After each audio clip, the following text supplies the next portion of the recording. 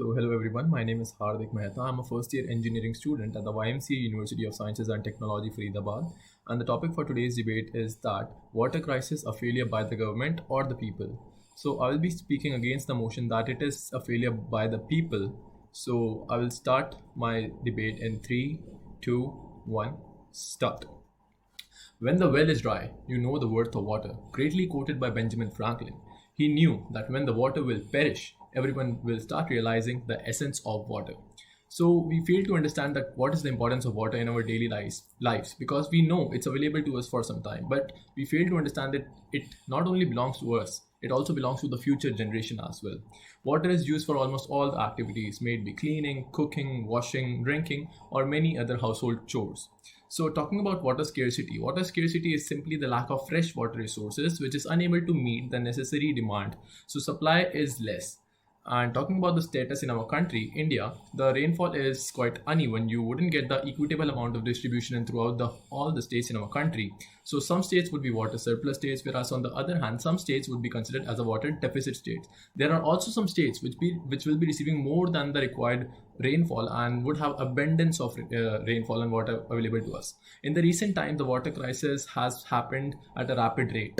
Water table has declined and plummeted at a very huge rate. So talking about recent crisis in India, the states like Maharashtra, Chennai, Rajasthan have experienced that their rivers have dried at a very fast rate, and reasons for crisis are many.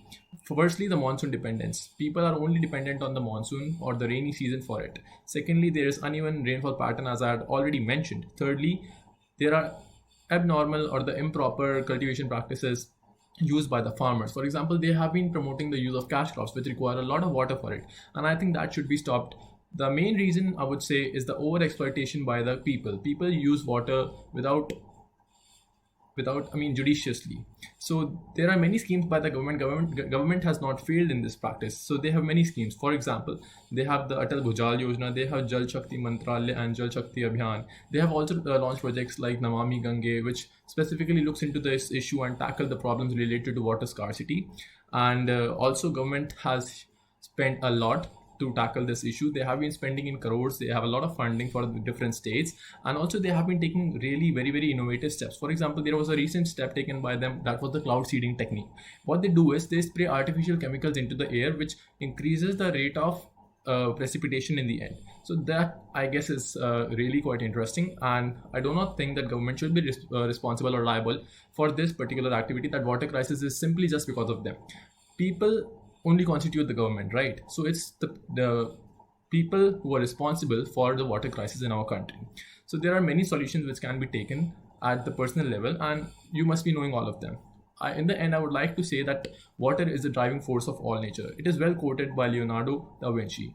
India is not a water deficit country, but it can be in some times because we have to take the action right now. It's the need of the hour. Therefore, balancing water demand with the available supply is the need of the hour for future economic growth and development, as well as for the sustenance of human life. Thank you and have a nice day.